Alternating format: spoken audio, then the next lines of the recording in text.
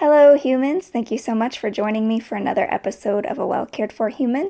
This week, we're going to go deeper with the ideas I introduced last week about why it's important to have a great relationship with yourself. And so the excerpt from the audiobook I'll be sharing with you today is from chapter 3, and it specifically goes deeper with this concept of a relationship with yourself, what it means. So there are 4 components: honesty, trust, respect, and open communication. Just like if we were going to have a great relationship with someone else, these components would be present, and the same is true for ourselves. And so I break down what each of those means, why we need to apply them to ourselves, what that does for us as far as our health, our sanity, our ability to move through this chaotic, crazy thing called life. And so I hope that you find this segment of the audiobook very useful. And if you want to listen to this after having listened to last week's episode, which was introducing this idea of why self-care should be approached from the perspective of building a relationship, that self-care isn't just an individual task that you do here and there, but in fact, it's building a relationship, that's what the ultimate purpose of self-care tasks are. If you listen to them side by side, I think that they'll make a lot more sense of kind of this structure, this mindset, this approach to being a healthy, happy human.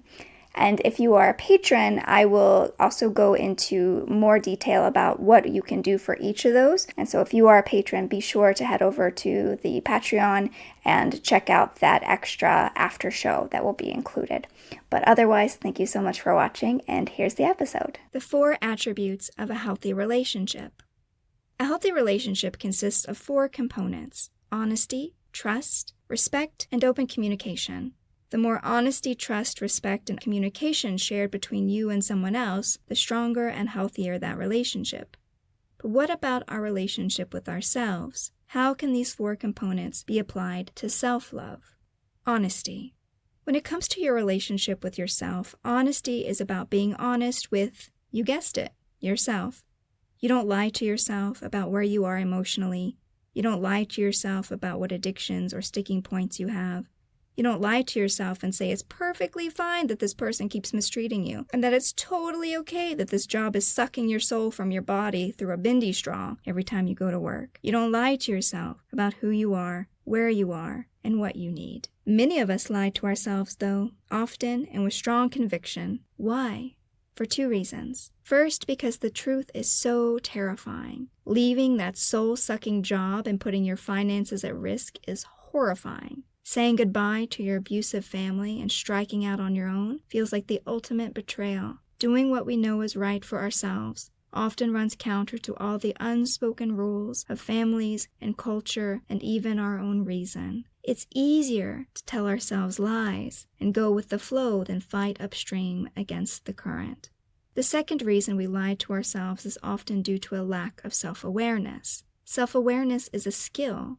When you're in survival mode or crisis, absolutely zero energy can be dedicated to developing self-awareness. Many of us, when we are in survival mode, do not stop and think. We can't stop and think. A drunk uncle is throwing a bottle of beer at our head. An abusive father is pulling off his belt. A mother is drunk, belligerent, and looking for her car keys. At times like these, thinking is not a luxury we can afford. We can't just sit back and consider, oh, I wonder what happened to this person when they were a child that made them the way they are today. How might their current actions be shaping me in this very moment? Maybe if I just take a moment to think about this, know. That is a recipe for getting hurt. Self-awareness is a powerful tool, but it needs time and space to develop, and destructive environments offer neither. For me, honesty was only possible after I broke out of the toxic cycle with my family. It was hard to go against the expectation of, but they're your parents. You only have one set of parents, and they just want what's best for you. Rejecting the idea that someone had the right to mistreat me just because they were my family was the critical first step toward honesty for me. Admitting to myself that no, in fact, I wasn't okay with it. Once I removed myself from the toxic environment, I had room to consider what was really going on beneath all my reactivity. And I shut down completely. I didn't like what I saw. The feelings I had been running from were overwhelming and exhausting. I started going to therapy so that I would have a professional on my side who could help me sort through this mess that I had inherited. But in therapy, I was forced to be honest too.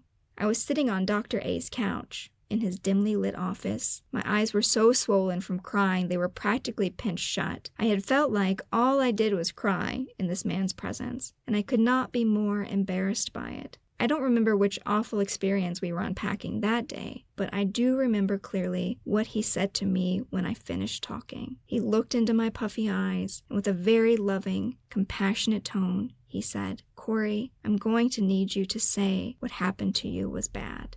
Immediately, I rejected the idea. "Oh no, I don't know. What is it? So many people in the world have it worse, and I just—" "Say it," he interjected. His voice was firm, but gentle. "Say it was terrible. Say it was wrong. Say it was horrible. Say it shouldn't have happened to you." I didn't want to. I didn't want to in part because I'd have to admit that the people who were supposed to love me, take care of me, hadn't. And I was never going to get what was owed to me as a child. Love, safety, and support. I was also resisting the admission due to my father's programming. Often when he was abusive, and if I was brave enough to tell him not to hurt me, he would respond with, "You don't know how good you have it. You don't know what terrible is. You don't know how hard things can really be. When I was your age, I had to shine shoes just so I would have enough to eat, hoping that when I was done, the drunks would actually pay me rather than kick me in the teeth. So don't tell me it hurts. You don't even know what pain is." And I believed him. And yet I still had all this heartbreak that was eating me alive from the inside out. "Say it, Corey," Dr. A urged. "You can't heal this unless you can first admit there's a wound." It was terrible. It was the absolute worst, I said in a sarcastic tone. I said it with a half shrug. Here I was trying to make a joke out of it, which was another way of turning away from my pain. But then I burst into tears. Who knew you could burst into tears while you were already crying? "Say it again," he said softly. "It was hard," I said, and this felt very honest. "Too hard," Dr. A said with a kind smile. "Those things should have never happened to you. Kids aren't supposed to experience stuff like that. But you did." "But I did," I said, and the tears continued. It was Dr. A's job to point out the truth. I just didn't like it. That's the thing about honesty. It can be shocking, or at the very least unpleasant. It can be painful. It can be like opening a pus-filled wound. Even when we start digging around in our heads and our hearts and we find good things to appreciate about ourselves, we don't always like that either. When I started to get to know myself, I saw my strength, my drive, my will, my independent nature, a strategic mind, my courage, all that creativity. But before I could get too proud of myself for these attributes, I had to acknowledge why I had these traits. I was strong because people had repeatedly preyed upon my weakness, and because I was the only one who could protect myself from those predators. I was brave because I was always in dangerous situations. I was willful in order to defend myself from my father's repeated attempts to break me. I was independent because I had been abandoned. My mind had been conditioned to be strategic because I had spent the first 25 years in a maze of treachery and deception where the people I loved the most could pop out of a dark corner at any time and plunge a dagger into my chest. Strategy is a good skill to have when your childhood is a minefield, and creativity is often honed when resources are scarce, when there's a lack. All those losses had created opportunities to grow, but that didn't mean I had to be happy about it. Not when it was so easy to feel resentful, to feel like maybe everyone had gotten a better deal than I had. Why couldn't I have been taught to be brave and strategic and creative without the trauma? Surely it can be done, and to this day I maintain that it can be. It's only that my family hadn't had the capacity to teach me that. And before you ask, no, my difficult experiences did not turn me into a little rainbow sunshine example of a human being with a ton of character. These experiences gave me negative traits as well. Let's call them shadow traits. Like any dog who has been kicked more than a few times, I could be snappish. I growled too quickly and too often. I could be suspicious of kindness. I rejected many lovely things that came my way because I didn't trust them. I was tired of being disappointed. I could be heavy-handed and dismissive of other people trying to find the quickest path to a goal.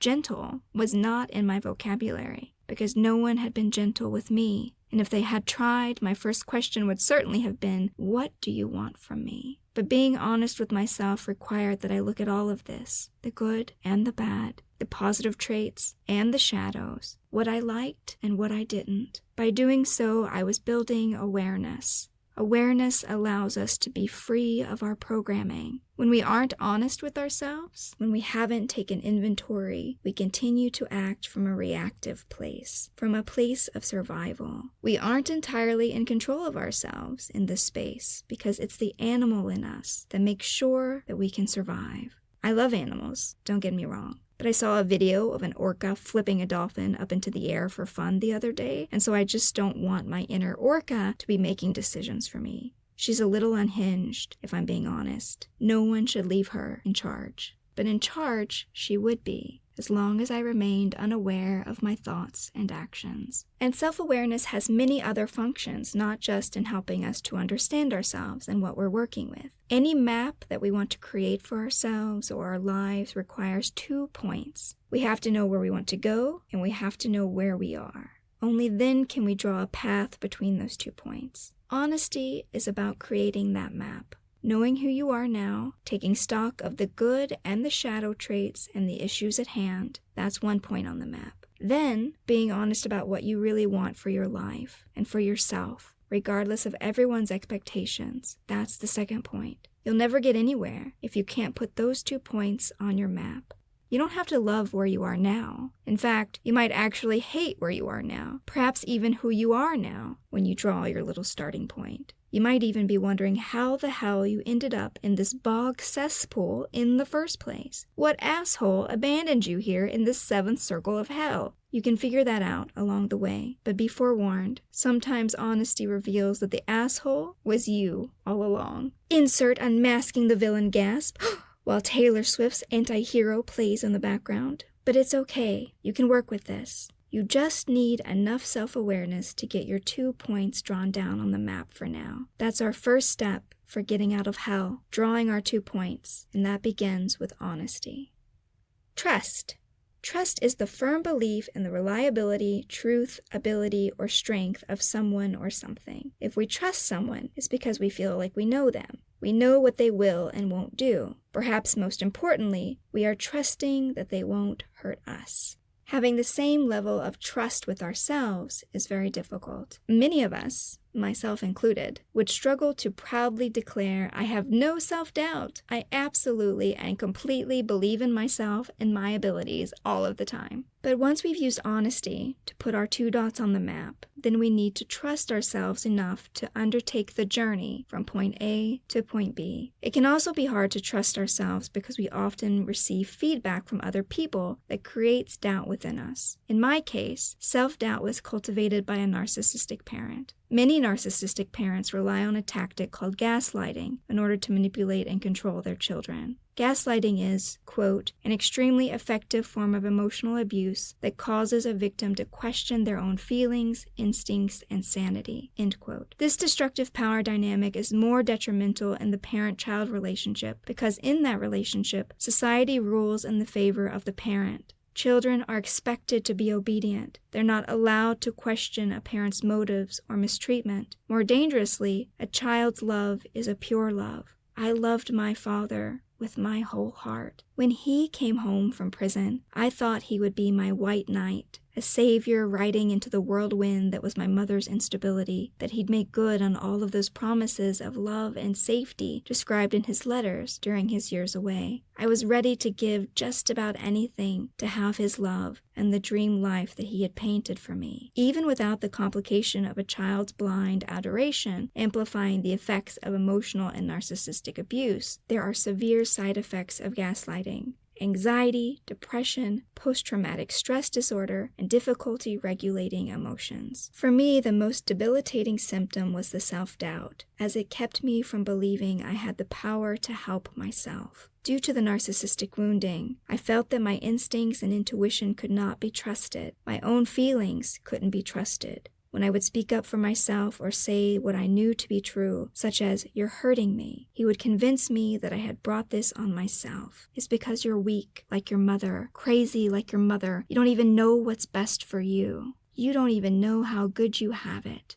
But you don't have to experience narcissistic abuse to develop self-doubt. Many negative experiences can plant the seeds of self-doubt within us. Any negative feedback or criticism from others can create that feeling. As children, we will internalize the message of incompetence and feel that we're incapable of exerting power over ourselves and our environments. When self-doubt is magnified to its most extreme version of itself, we get learned helplessness, as was the case with my mother. As a child, she was repeatedly exposed to the same gut-wrenching situation over and over again. A sexually abusive father and a mother who silenced her until she began to believe she could never escape. She carried that belief into her adulthood, and that belief controlled her for the rest of her life. If you struggle with self-doubt, you may feel as though you have a very good reason to doubt yourself. Maybe you made the worst mistake imaginable. Maybe you even have proof that you have failed spectacularly. But learning to believe in yourself and your own power is a crucial element of having a great relationship with yourself. If you got it wrong once or twice or 2,000 times, it certainly doesn't mean that you can't ever get it right.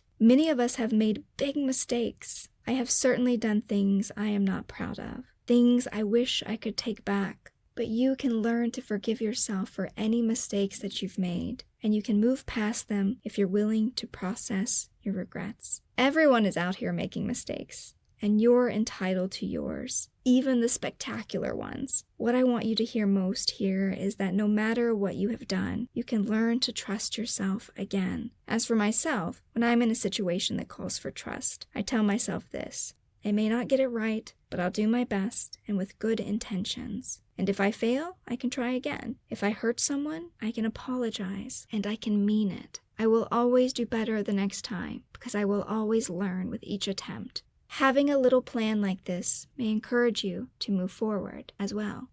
Respect.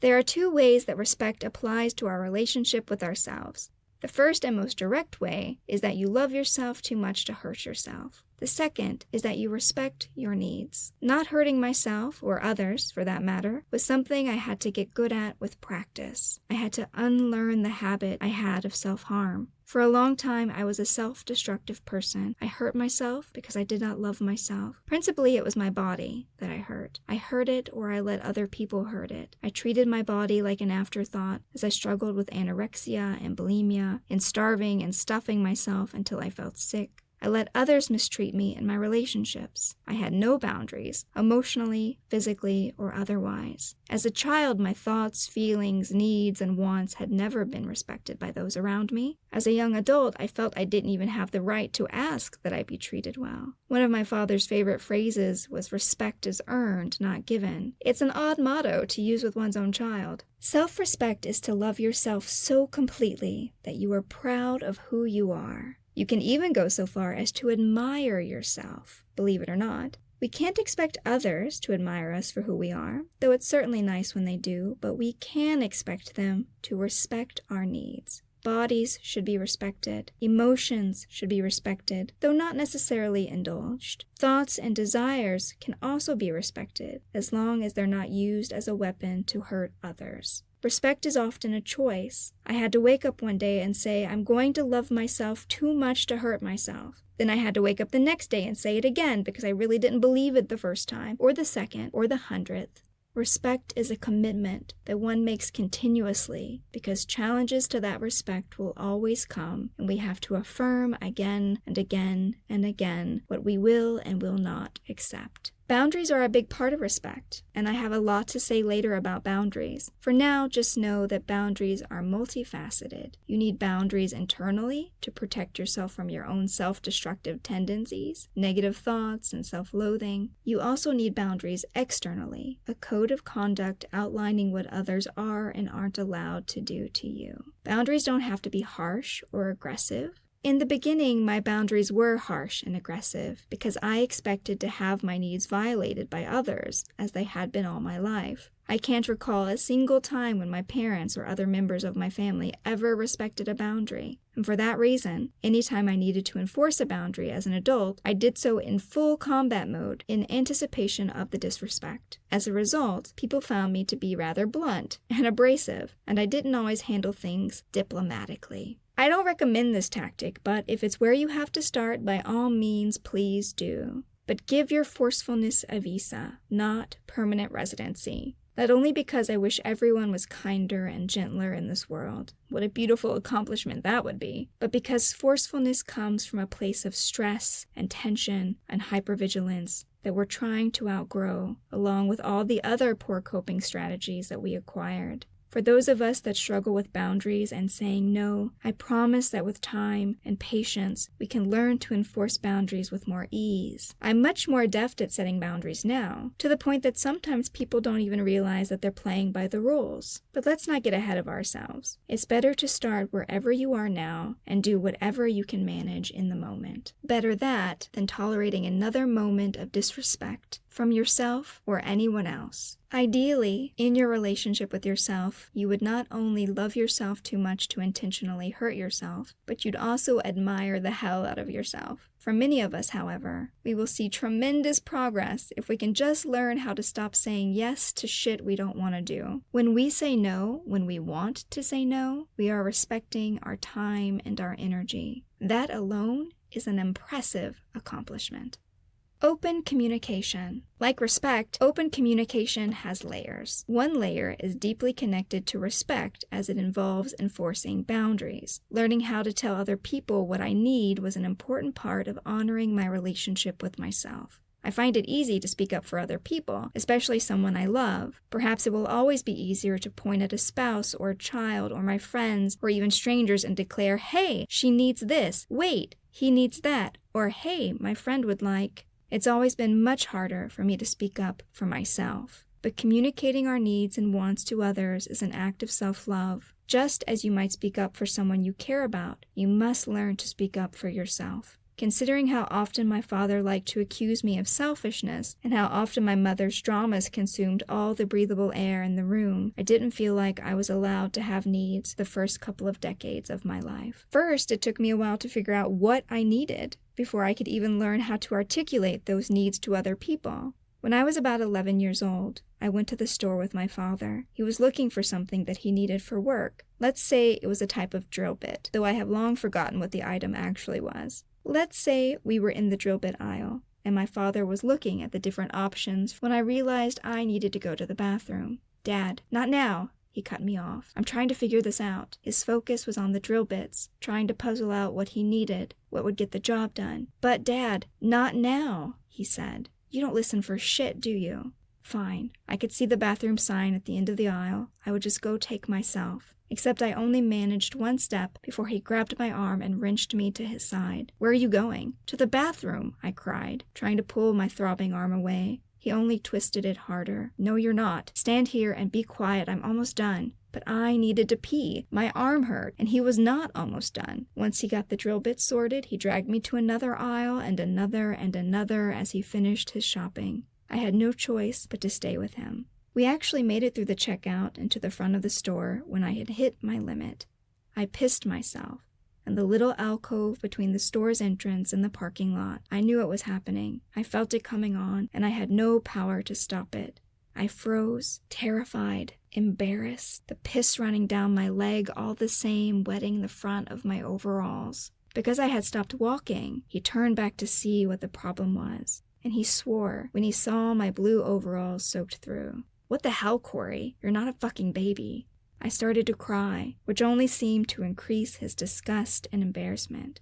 "I tried to tell you," I said. "No, you didn't. Don't blame this shit on me. Act your age. You're too old to be doing this." Of course, this is a more extreme example of what it looks like when someone is not allowed to communicate their needs. Although my mother certainly wouldn't have done something like this intentionally, I was still often forced to put my needs to the side in favor of hers. Her moods dictated the course of a day. If not her moods, then my pointless attempts to moderate her erratic behavior. But this sort of need suppression doesn't exist only in abusive situations. Many of us deny our need for sleep, for food, for water, for rest, for love, for comfort, for safety, for affection. Habitually, we suppress that little voice every time it speaks up.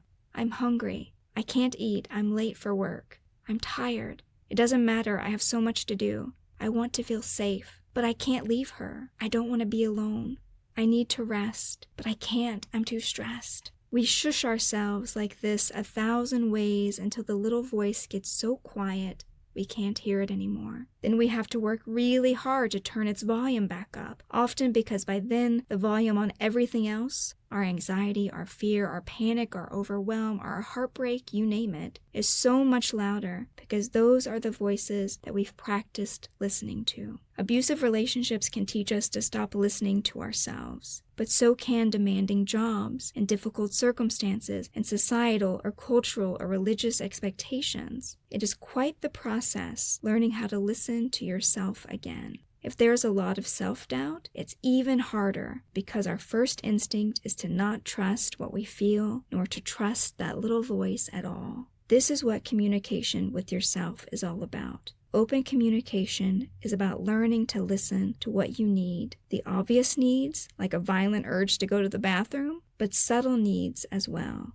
Voices that say, this isn't the right job for me. I really shouldn't be her friend anymore. She only makes me feel bad about myself. I want to start dating, even though my friends tell me it's not worth it. I'm not ready for kids, but my family is pressuring me. I don't want to drink this alcohol, but everyone's doing it, and I don't want to be the loser. Open communication is about learning to speak up for yourself, even when it's scary or risky to do so. All 4 of these attributes together, honesty, trust, respect, and open communication, help to develop our relationship with ourselves. There is quite a bit of overlap between the 4 attributes. The more we trust and respect ourselves, the more likely we are to speak up for ourselves and communicate our needs. The more honest we are with ourselves, the better we are at listening to ourselves, identifying those needs, and the more we respect ourselves too. So don't get too attached by the idea of this is honesty, this is trust, this is communication. Here I am respecting myself. Focus more on anything and everything that you can do to hone these skills in whatever form or opportunity they may present themselves. It really will get easier to wield these abilities the more comfortable you get using them. And how do you get more comfortable with respecting yourself? Openly communicating with yourself, trusting yourself, being honest with yourself? With practice, baby. Keep practicing. And if you keep practicing, then it becomes only a matter of time. Key chapter takeaways. There are 4 characteristics of a healthy relationship with yourself. And that's it, dear human. Thank you so much for listening to this episode of A Well Cared For Human. I hope you found it useful. I will be back next time with another episode, and until then, please take good care of you.